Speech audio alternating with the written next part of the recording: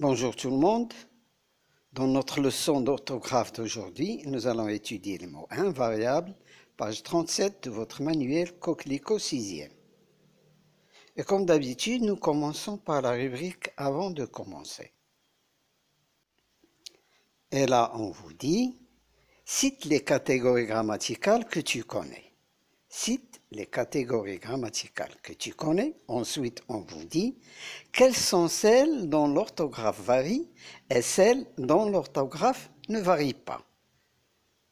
Quelles sont celles dont l'orthographe varie et celles dont l'orthographe ne varie pas. Alors la réponse à cette première question, les catégories grammaticales désignent les types de mots selon leur fonction ou leur forme. On distingue deux grandes familles, les mots variables et les mots invariables. Donc, deux grandes familles, les mots variables et les mots invariables. On vous dit à la deuxième question, quelles sont celles dont l'orthographe varie et celles dont l'orthographe ne varie pas? Quelles sont celles dont l'orthographe varie et celles dont l'orthographe ne varie pas?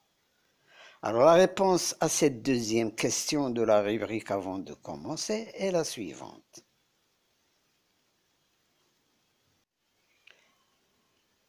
Les mots variables sont le verbe, le nom, le déterminant, l'adjectif et le pronom. Les mots invariables sont l'adverbe, la préposition, les conjonctions de coordination et de subordination, enfin l'interjection. Passons maintenant à la rubrique J'observe et j'élabore. Là, nous avons 5 phrases et 3 consignes. Je commence par lire les phrases. Beaucoup de jeunes se rendent sur les réseaux sociaux. François travaille dur. Sais-tu que ton ordinateur est un moyen de communication? Ouf, souffla François.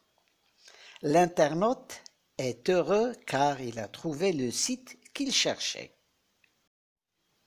Voyons à présent les consignes. Alors, comme première consigne, nous avons une question.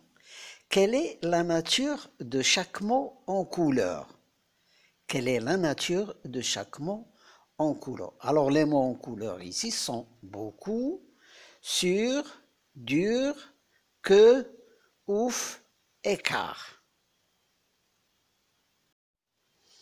Alors, pour répondre à cette question, nous avons beaucoup qui est un adverbe de quantité, sur une préposition de lieu, dur un adverbe de manière, que une conjonction de subordination, ouf une interjection, écart une conjonction de coordination. Dans la deuxième consigne, on vous dit « Remplace François par François et son ami » et réécrit la phrase.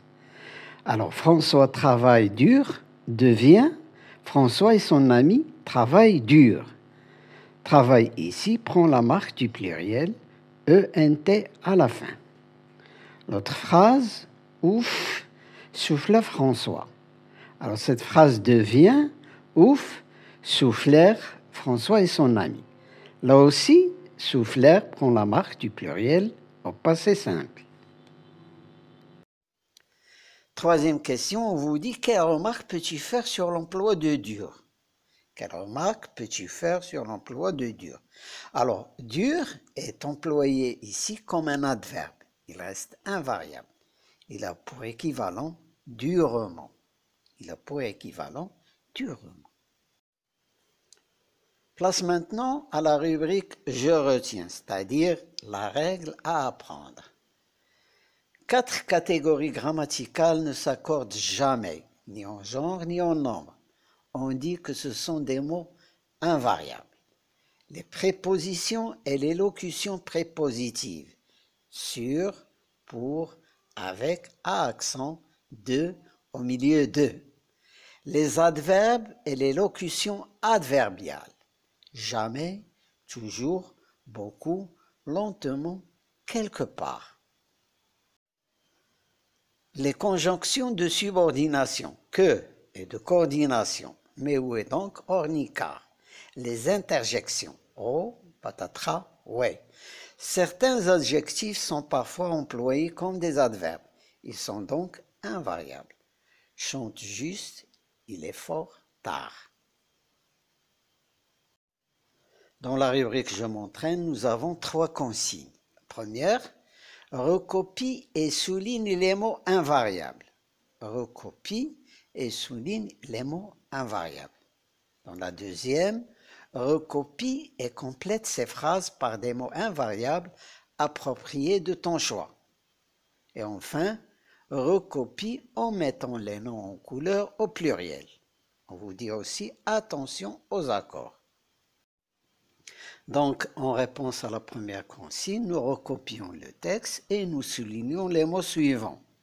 Aussi, avec, mais, ne pas, avec, n apostrophe pas, de, n'importe quoi, sur, car, n apostrophe, jamais, de, avec, qui, sur, sans. Alors tous ces mots sont des mots invariables. Deuxième consigne, on vous dit recopie et complète ces phrases par des mots invariables appropriés de ton choix. Alors nous allons recopier ces phrases et mettre les mots invariables qui vont avec ces phrases. Nous pouvons dire par exemple, j'hésite entre ce portable et cet appareil photo. Tu dois relire ton email avant de l'envoyer. Nous attendons le bus depuis 20 minutes. Ma mère a appris petit à petit à se servir de l'ordinateur. Avec ce soleil, le linge sera vite sec.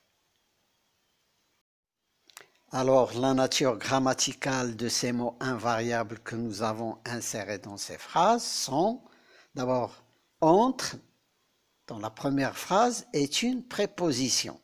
Avant, dans la deuxième, est également une préposition dans cet exemple. Depuis est une préposition dans la troisième phrase. Petit à petit est une locution adverbiale et vite, dans la dernière phrase, est un adverbe. Troisième série de consignes, on vous dit recopie en mettant le nom en couleur au pluriel. Attention aux accords. Alors, première phrase, le commandant parle fort à ses soldats. Alors, comme réponse, nous avons les commandants parlent fort à leurs soldats. Le devient les. On ajoute S à commandant et on remplace C par leur. Deuxième phrase. Mon père aime beaucoup le fromage fort. Le mot à mettre au pluriel ici, c'est fromage.